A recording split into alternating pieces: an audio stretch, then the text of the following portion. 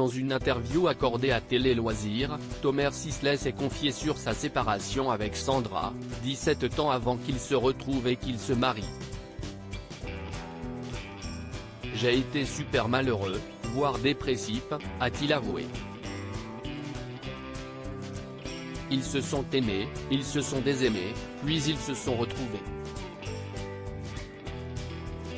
Thomas Sisley et Sandra de Mattei se sont rencontrés dans une boîte de nuit à la fin des années 1990, et cela a été le coup de foudre.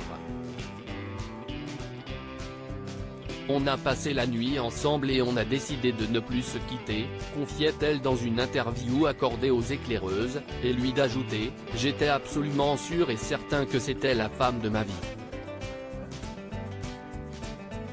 Tellement sûr qu'il l'a demandé en mariage après moins d'1 an de relation. Et elle a dit non. » Thomas Sisley et Sandra Zetoun de Mattei se sont alors séparés.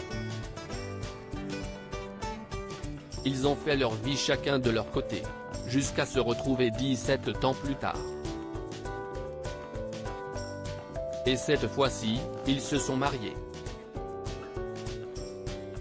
Désormais, ils forment une grande famille recomposée, avec Dino, le fils de Sandra de Mattei de sa précédente relation avec Valérie Zetoun, et Liv Chaya et Levin, les enfants que Thomas Sisley a eus avec Julie Madar.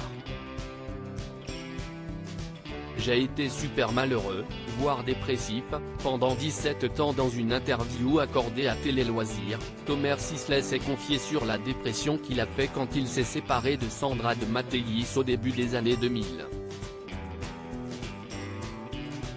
Quand j'avais 25 ans, il se trouve que j'étais déjà avec la femme avec laquelle je suis marié aujourd'hui. J'étais fou amoureux et, quand on s'est séparés à l'époque, j'ai été super malheureux, voire dépressif, pendant 17 ans, a-t-il révélé, expliquant qu'il s'était appuyé sur ce sentiment pour incarner Ludo, personnage principal de la série Vortex, bientôt diffusée sur France 2, qu'il ne se remet pas de la mort de sa compagne. J'ai pu facilement me projeter dans la peau de ce pauvre Ludo. Sa dépression lui aura au moins servi à ça.